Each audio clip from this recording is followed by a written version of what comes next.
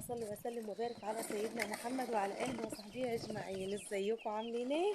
بصوا بقى أنا جبت كتاكيت بيضة أهي، وحبيت أعمل فيديو معاكم علشان كتير بيسألني بيقول لي بتربيها ازاي، بما فيهم أختي وفي ناس كتيرة ملهاش في ربايتها، فهنربيهم مع بعضيهم وأنا مش بجيب كتير.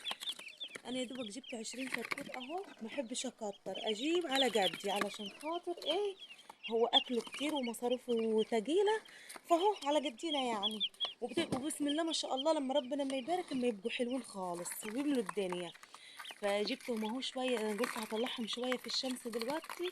بص الكتكوت ما شاء الله عليه حجمه حلو خالص وكبير، ورجليه من اللي هي ايه، الرجلين الصفرا اللي تلاقوها كبيره شويه، مش رفيعه. وقلت هخليهم يتشمسوا شويه عقبال ما احضر لهم المكان اللي انا هحطهم فيه. ايه رايكم بقى؟ لو عجبكم فيديو الكتاكيت ما تنسوش تحطوا له لايك وشير وسبسكرايب. هنروح دلوقتي نشوف المكان اللي هنحطهم فيه لفترة معينة، مش طول الوقت هيفضل في المكان اللي هنشوفه مع بعض دلوقتي ده.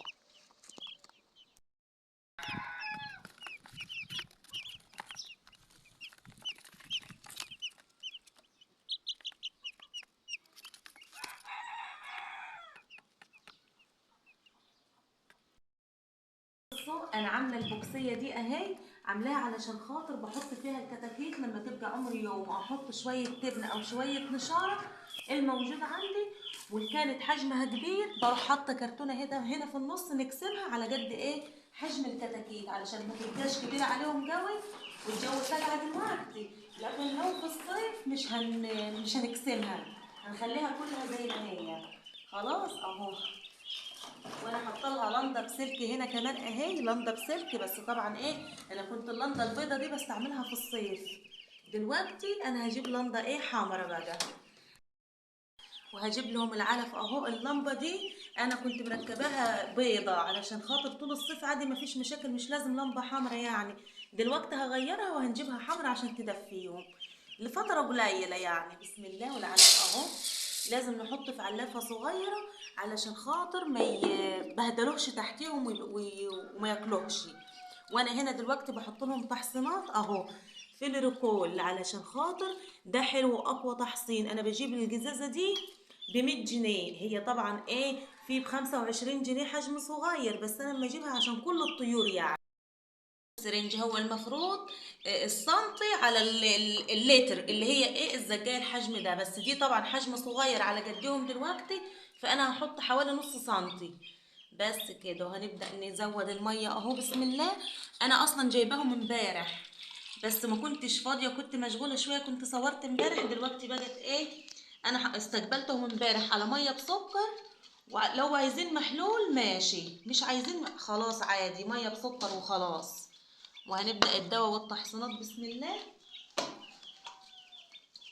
وان شاء الله ان شاء الله كده لو عجبكم الفيديو كل كام يوم نعمل فيديو مع بعضينا.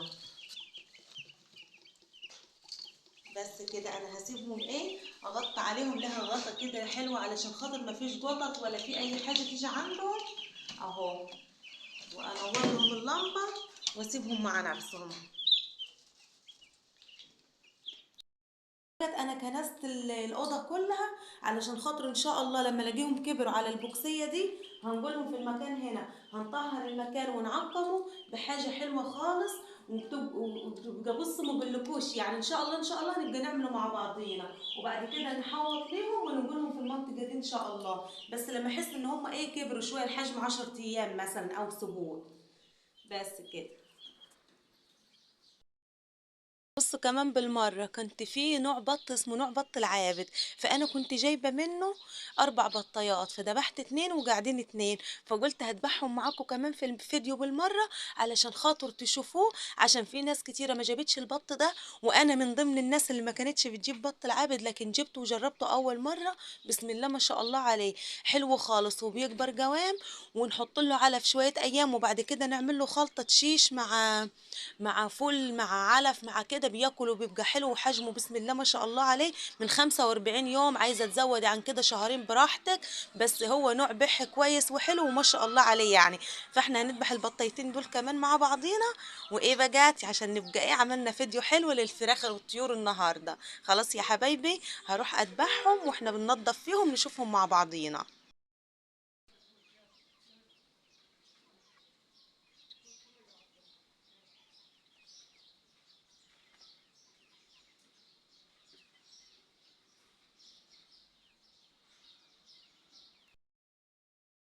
فتحت البطايات اهو، وهبدأ ننضف ايه شوية كده مع بعضنا. اصلا الذبح في الفيديو مش مسموح عشان اليوتيوب. خلاص فانا هسرع الفيديو، ومرضتش اذبح من قدامكم علشان خاطر الفيديو ده ما يتحذفش.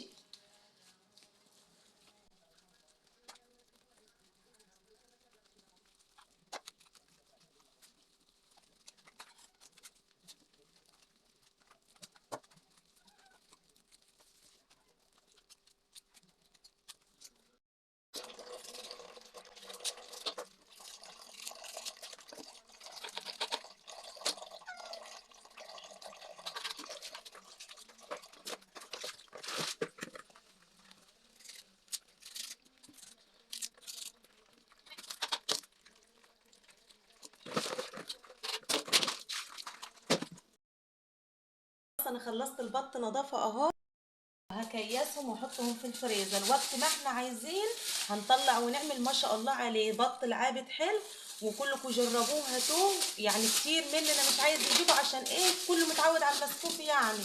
لكن لا، انا اكتشفته حلو وجميل وبألف هنا يا رب.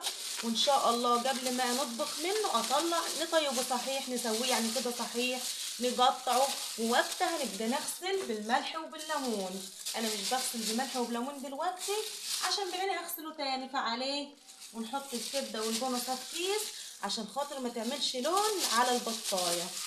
بس كده. ولو عجبكم فيديو الكتاكيت، كل كام يوم كده نصورهم مع بعضينا ونتابع ونشوف. وخلاص خلص الفيديو بتاعنا النهارده، يا رب تكونوا استفدتوا ولو بمعلومه واحده. وما تنسوش لايك وشير وسبسكرايب، والسلام عليكم.